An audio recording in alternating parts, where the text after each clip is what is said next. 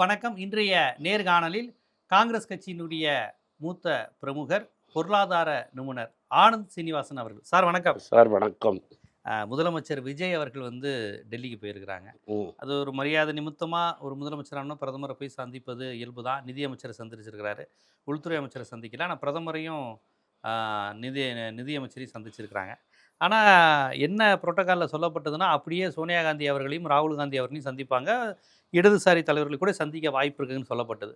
அப்படி யாரையுமே அவர் சந்திக்காம வந்தது பலருக்கு ஆச்சரியங்கள் ஏற்படுத்தியிருக்கு. ஏன் போய் சந்திக்கல? அப்படிங்கிற ஒரு விமர்சனம் வருது. எப்படி பார்க்குறீங்க? நான் இது ஏன்னா எங்களுக்கு கர்நாடகால ஒரு பெரிய மாற்றம் நீங்க இன்னைக்கு பார்த்துட்டு இருக்கும்போது ஒரு மாற்றம் நடந்துட்டுருக்கு. 2 1/2 வருஷத்துக்கு பதிலா 3 வருஷமா வாய்ப்பு குடுத்த சித்தராமையா இறங்கி டி.கே. சிவகுமார் சிஎம்மா இருக்காரு. அதில ராகுல் காந்தி ரொம்ப பிஸியா இருக்கிறாரு. அதனால தான் சந்திக்கல. ஒண்ணும் பெரிய டி.கே. சிவகுமார் சித்தராமையாவுக்கு முன்னாடியே சிஎம் ஆகப் போறாருங்கிற மாரிலாம் சொல்லிட்டு இருந்தாங்க. அவருடைய ஆதரவாளர்கள் தொடர்ச்சியா. அத தொடர்ச்சியா சொல்லிட்டு அந்த இருந்தாங்க. இஷ்யூ ஓடிக்கிட்டு தான் இருந்தது. ஒண்ணும் புதுசு அந்த இல்ல. அந்த இஷ்யூல என்ன ஆயிடுச்சுன்னா, இவரு சித்தராமையா ஒரு மாஸ் லீடர். முன்னாடி அக்ரீமெண்ட்டே 2 1/2 வருஷங்கிறது. அப்புறம் அவருக்கு போன நவம்பரே மாறி இருக்கணும். இன்னொரு 6 மாதம் எக்ஸ்ட்ரா கொடுத்துட்டாங்க. இப்போ இந்த கேரளால முடிஞ்ச மாதிரி அங்கேயும் பின்னாடி ஒரு பெரிய அதிருப்தி வந்துரும். பிஜேபி ரொம்ப வீக்கா இருக்கு. ம். கர்நாடகாலயா? கர்நாடகால இப்போ. அங்க வட கர்நாடகாலயும். வட ஜெகதீஷ் கர்நாடகா ஷெட்டர் ஏரியாலயுமா? எடியூரப்பா வயசான அப்புறம் அவருக்கு அகைன் சக்ஸஸ்ஃபுல்லா ஒரு லீடர் வரல. ம். ஸோ வட கர்நாடகாலயும் இப்போ அவங்க வீக்கா ஏன்னா இருக்காங்க. அங்க தானே அவங்க ஸ்ட்ராங் லிங்காயத் ஏரியா. லிங்காயத் ஏரியால அவங்க ஸ்ட்ராங். ஸ்ட்ராங்கு. ஸோ அங்கே திரும்பி அவங்கள வளர விட்டுறக்கூடாதுங்கிற ஒரு நோக்கம். உள்ளுக்குள்ளேயே நாங்கள் முன்னாடியே அவர் ப்ராமிஸ் பண்ணது தான். யாருக்கு? டி.கே. சிவகுமாருக்கு முன்னாடியே ப்ராமிஸ் பண்ணது. ஆனால் சித்தராமையாக்கு பதவினா யாருக்கு கொஞ்சம் இன்னும் நம்மளே இருந்துடலாமேன்னு பார்த்தாரு. அதை யாரும் எக்ஸ்பெக்ட் பண்ணல. இப்போ இது நடக்கும்னு யாரும் எக்ஸ்பெக்ட் பண்ணாத போது ராகுல் காந்தி கூப்பிட்டு போன வாரம் மாற்றிடுங்க.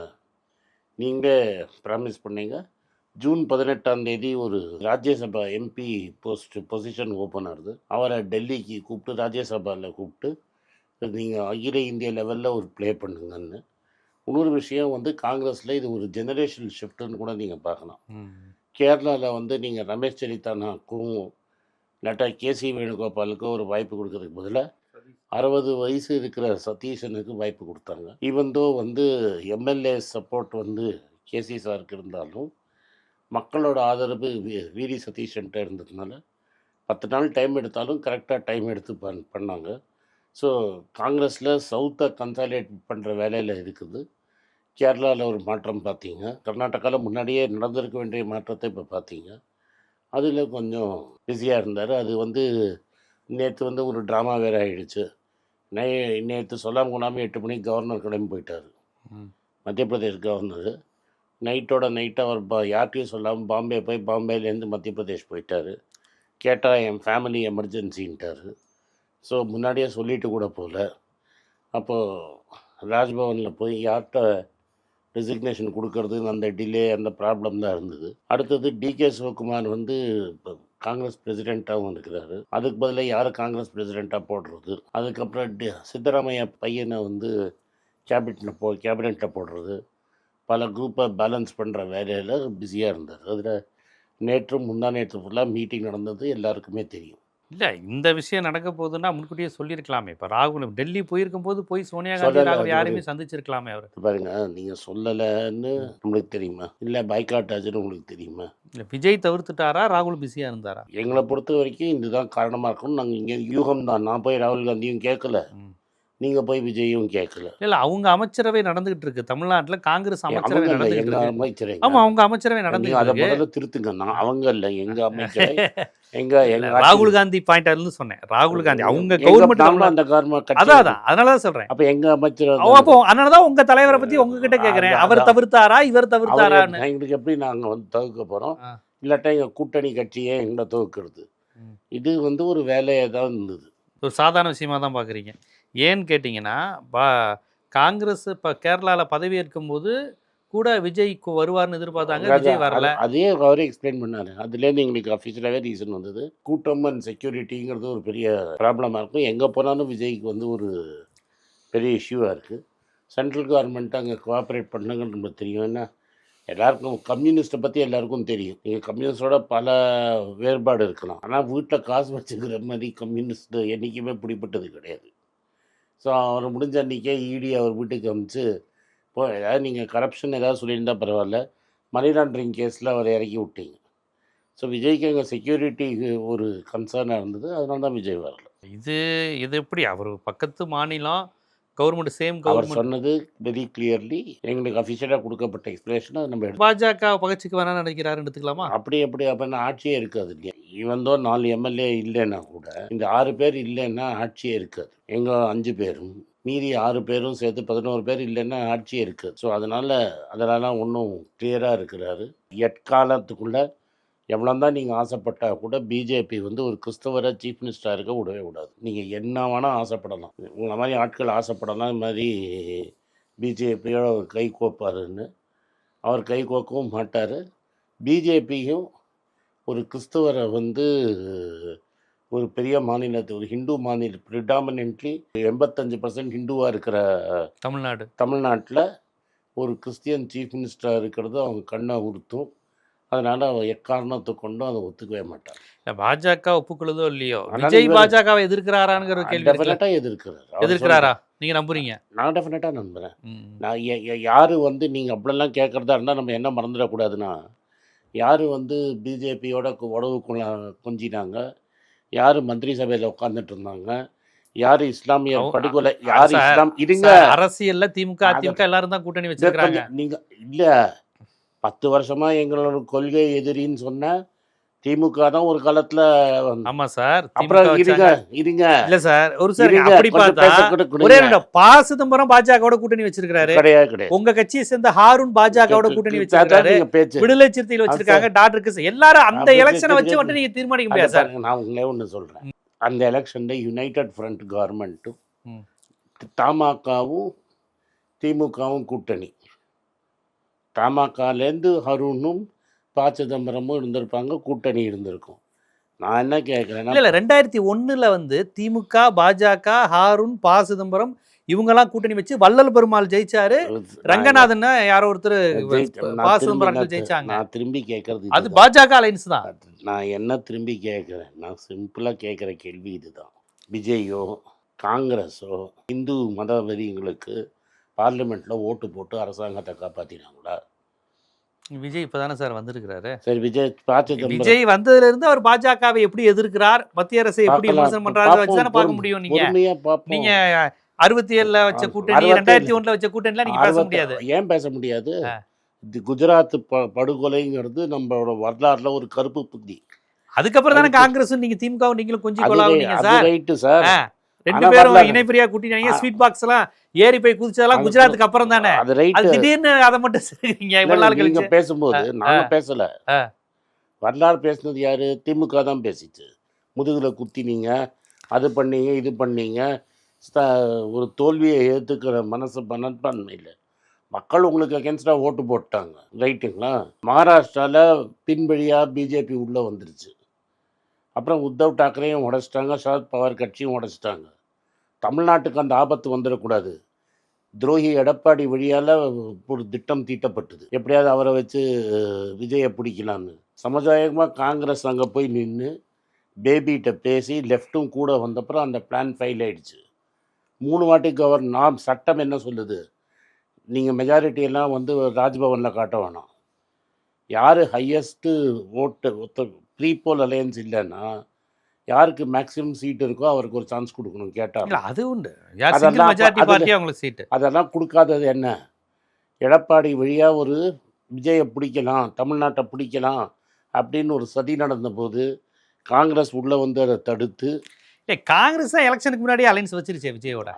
உங்க மாணிக் தாக்கூர், உங்க பிரவீன் சக்கரவர்த்திகள் பேசின பேச்சு அப்பயே அலைன்ஸ் வச்சுட்டு விசில் சின்னம் கிடைச்சோட விசில் அடிச்சுட்டு போடுறாரு பிரவீன் சக்கரவர்த்தி. பிரவீன் சக்கரவர்த்தி சொன்னதே நீங்கள் பாருங்கள், என்ன சொல்லியிருக்காரு? எலெக்ஷனுக்கு முன்னாடியே ஒரு பெரிய லெவல் ஆஃப் காங்கிரஸ் விஜயோட கூட்டணி பணம் வச்சுக்கணுங்கிறது அவங்க ஆசையாக இருந்ததில் மாற்று கருத்தே கிடையாது. நானும் அந்த மீட்டிங்கில் இருந்தேன். டிஸ்ட்ரிக்ட் பிரசிடெண்ட் எல்லாருமே வந்து விஜயோட தான் கூட்டணி. 76 டிஸ்ட்ரிக்ட் பிரசிடெண்ட் உட்காந்த இடத்துல 3/4 பேர் விஜயோட கூட்டணி அப்படிங்கிறது தான் கேசி வேணுகோபால்கிட்ட சொன்னாங்க. சோனியா காந்தி, கார்கே, 2 சிதம்பரம் இவங்க 3 பேரும் பேசி திமுகவோட தான் போனோன்னா வேறு வழி தான் திமுகவுக்கு போச்சு.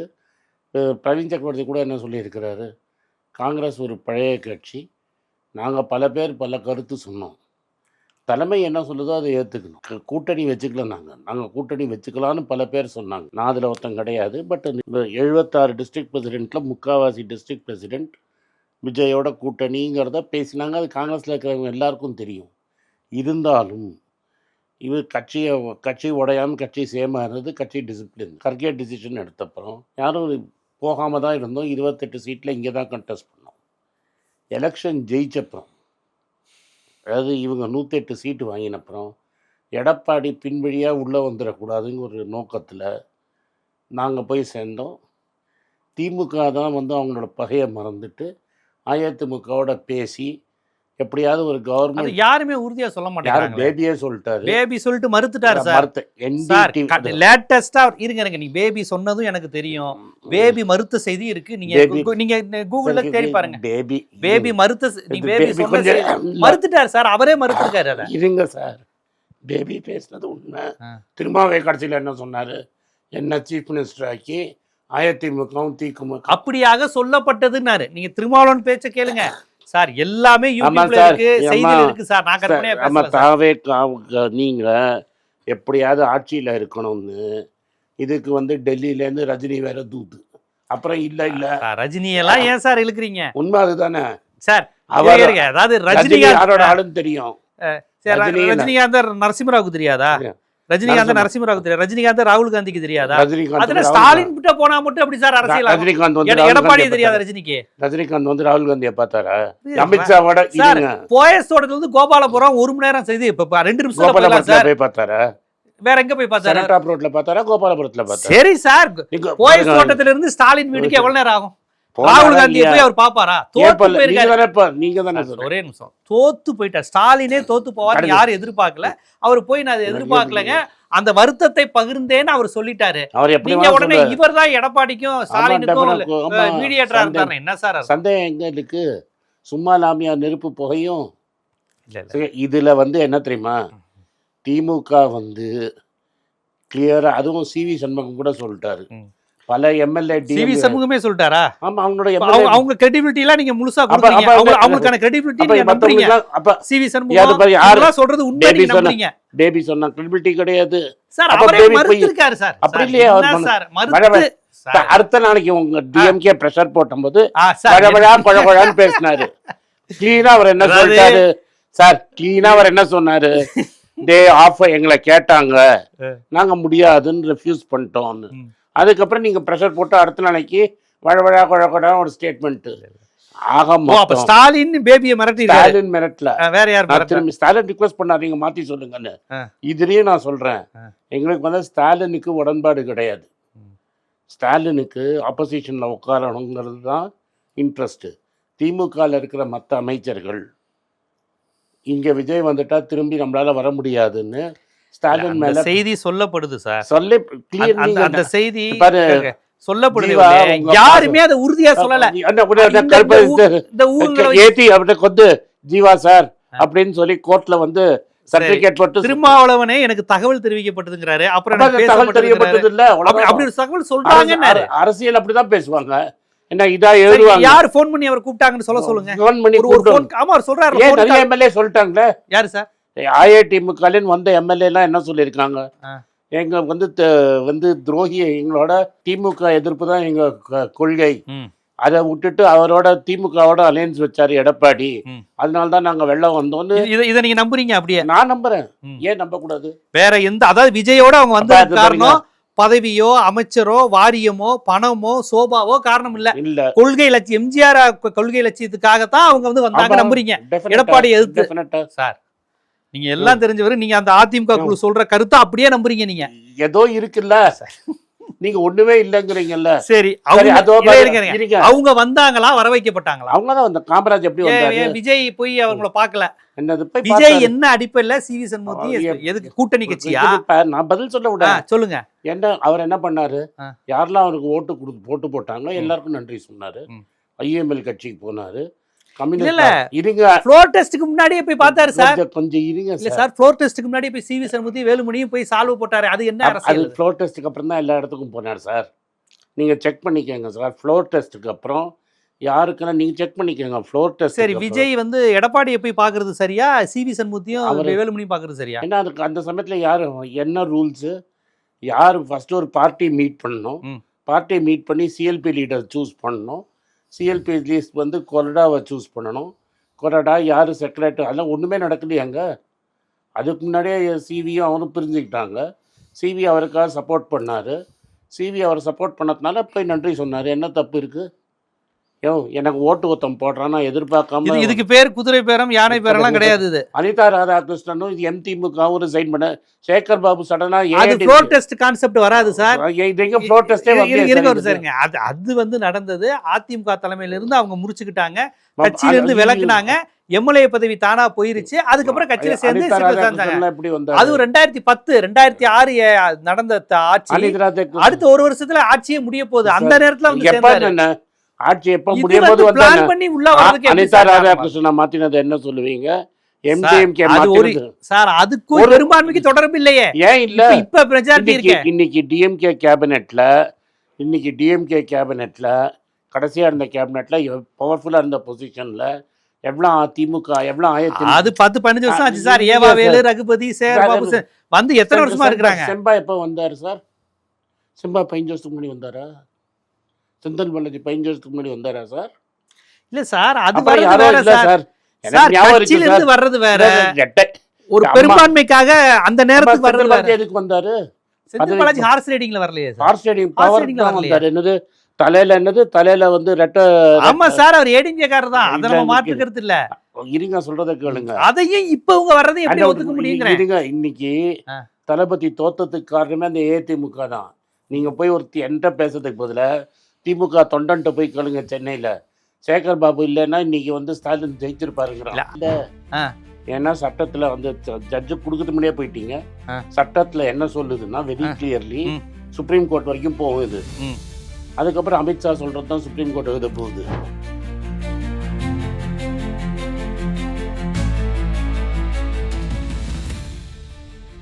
தமிழ்நாட்டில் பிஜேபி வராது இல்லை. இப்போ பிஜேபி மறைமுகமா வேணா அகில பாரதிய வித்யார்த்தி பவன் பாஜக மாணவர் அமைப்பு அரை மணி நேரம் சந்திச்சு பேசியிருக்காரு விஜய்.